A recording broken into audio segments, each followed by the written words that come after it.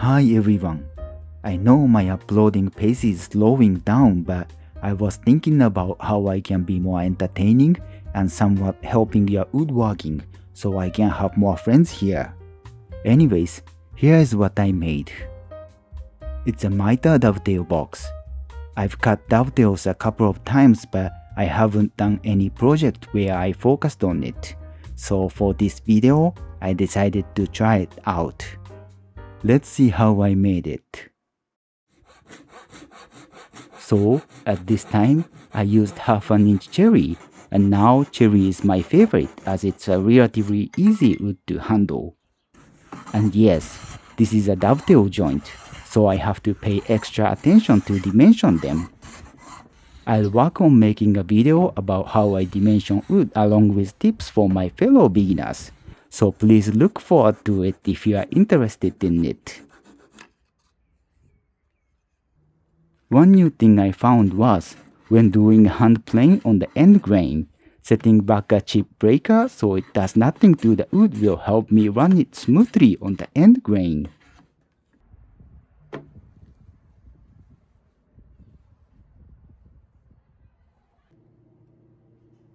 Okay, so I decided to do a mitre dovetail joint again. I actually bought a dovetail marker, but it's too small for my hands, so I used just a bevel gauge and marked both tails and pins. I don't do the transferring method just because I want to improve my marking accuracy. Then I carefully cut them by a saw. I think what makes a big difference between experienced people and inexperienced people like me is, I still can't make a solid cut. The more I'm careful, the saw tends to drift unfortunately, so I have to take it into account.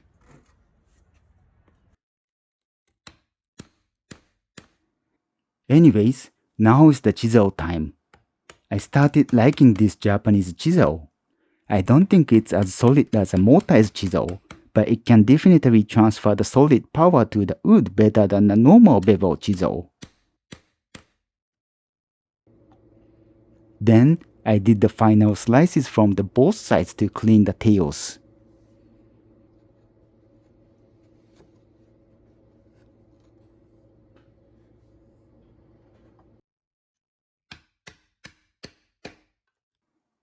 Now is the pin, and I got be careful with the grain as this is a flat sawn panel. It will trick me with the grain direction. Basically, I slice the waste parts just a little bit from the inside and then finish them from the outside. As long as you cut it from the outside, in most cases, both sides of the pins won't tear out. But the grain direction of the board is symmetric from the center of the grain, so the side you can easily slice changes like the picture. It's confusing, but it will help you to avoid an accidental tear out.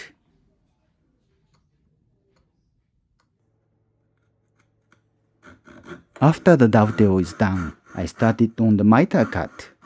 I tell you, I messed up here. I used a jig that I quickly made just for this, and the mitre was almost 45 degrees, but it's not that simple. I know even just a mitre cut box isn't that easy, but this is something a little bit more sensitive. If the mitre location is too outside, the shoulder of the dovetail won't close properly, and if it's a little bit inside, the mitre won't close. To be honest, I wasn't concerned about it much, so I thought a tiny gap like 1/32 to 1/64 gap will close by glue moisture and clamp force, but it didn't. I'll show you how it went at the end.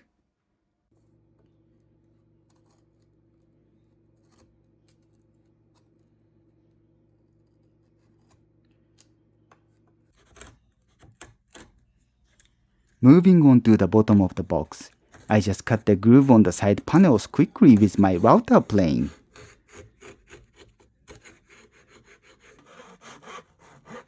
The bottom of the box is just a poplar, so it's super easy to dimension.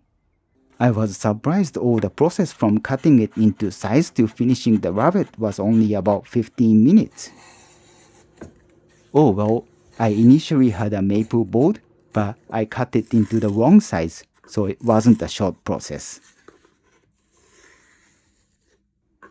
Anyways, for small fabrications like this, using Poplar is not only an economical choice, but it will be a good practice material. It's easy to handle.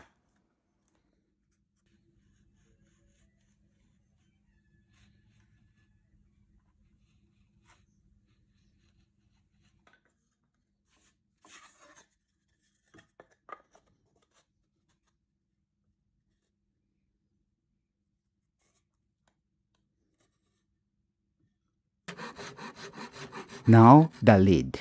I use the birch. Because of the image of the birch plywood, many people may think it has a very simple look, but I always like birch for its character. I know if someone says it's just a flat sawn non-figured wood, it's exactly what it is, but the one I'm handling is at least interesting and attractive enough to me.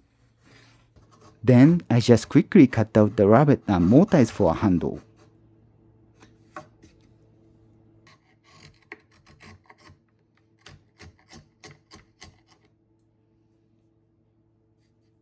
It's almost there, but I still need to cut the slopes on the top, which I was so excited to do because I wanted to see how the flow of the grain will look like with the angle. You'll see it later.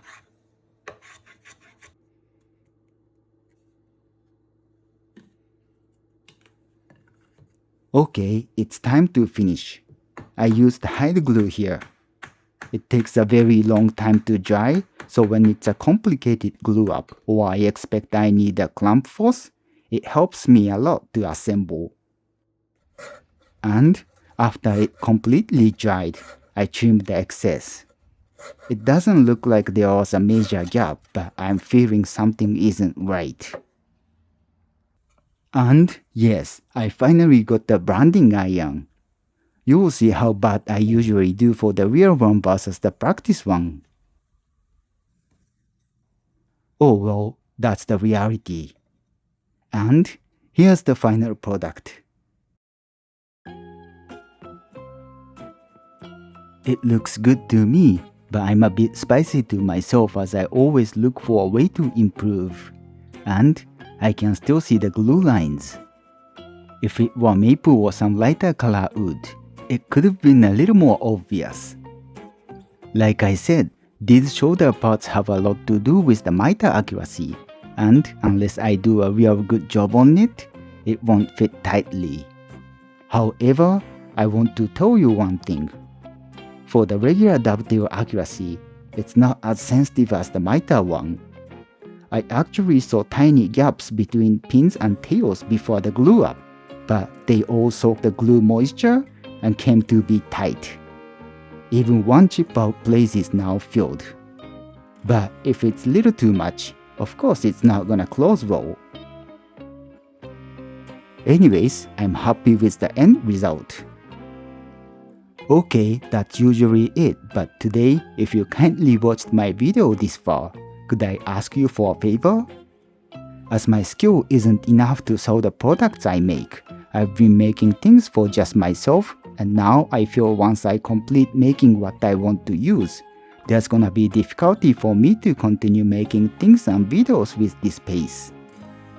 Then I decided to make t-shirts to sew, which I press one by myself.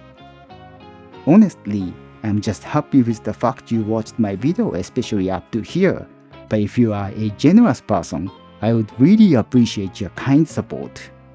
If you wonder why a t-shirt, I just thought I can be productive enough to make things you can use, and hopefully I can make extra bags so that I can make something for someone who watches my video. Oh, and for the first 10 people, I will include my original works along with synthetic steel wool. If there's no one, don't worry, at least I have to continue this channel until I use up the works I've already made. Okay, I guess that's really it for today. Thank you so much for watching. I would be happy if you liked the video and happy if you subscribe to this channel. If you have any suggestion to my video, it's also welcome. See you!